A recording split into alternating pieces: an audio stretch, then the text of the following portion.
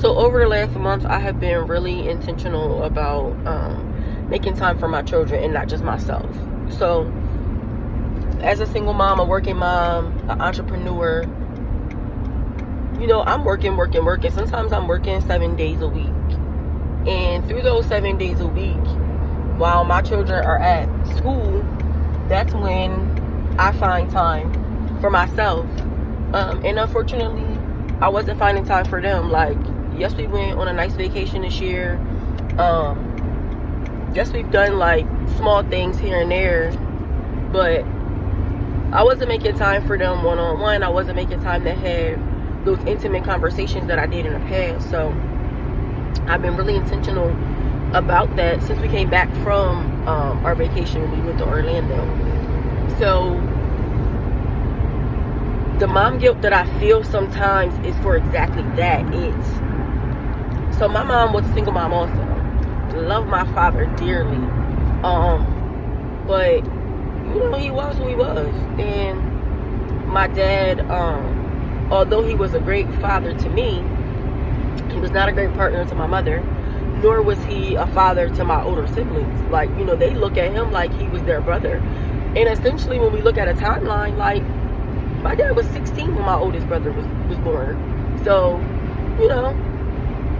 I give him grace, but he also was a Superman to me. There are some things that I found out about my father in regards to, him being promiscuous with women, drug use, drug abuse, all those things that I found out about my father after he passed away.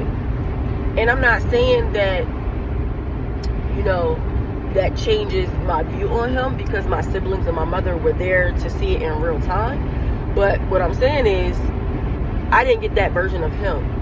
So because he was who he was in life and he lived the life that he lived, my mom ended up working a whole lot, sometimes 2 and 3 jobs. So what that meant for me is I was always at somebody's house. Auntie, cousin, godmom, somebody, just so I wasn't in the house by myself. And it took me a while, and through my healing journey and as I became an adult, I resented my mom and didn't even realize it. And I also think that's why she goes so hard and tries so hard to be present for my children. Because even though I had everything I wanted and needed, even think she got us out the hood and bought a house and all of these things, and she was like one of the only in my family to do it. I'm one of the only in her side of the family, because they come from Chesapeake, Virginia, a rural town right outside of Norfolk. It's built up now, but it was not in the 50s and 60s. And by the time the 80s and the late 90s came, the 80s and the early 90s came, and they were in Delaware. It was a transition from my mother, my aunts, all of them, my uncles. But I really grew to resent her for being a working mother. I really grew to resent my mom for, working all the time. And for me, having to be with other people, she just wasn't present. She had me in all the programs in the world. I'm talking dance, cheerleading, drill team, which is stepping, try gymnastics. That didn't go well. But she would have me in a lot of activities. But it was also a village, and I appreciated that. So when I noticed that I was always at work, I wasn't present, I was missing milestones, I was missing moments. At the time I was a restaurant manager, I shifted that, and I left that industry completely. So, becoming a yoga instructor gave me freedom. Beyond all the things that I learned through my journey, beyond all of the things that, I taught to other people and things that I implement in my life. Like, once I once I took over a studio and became a studio owner, like,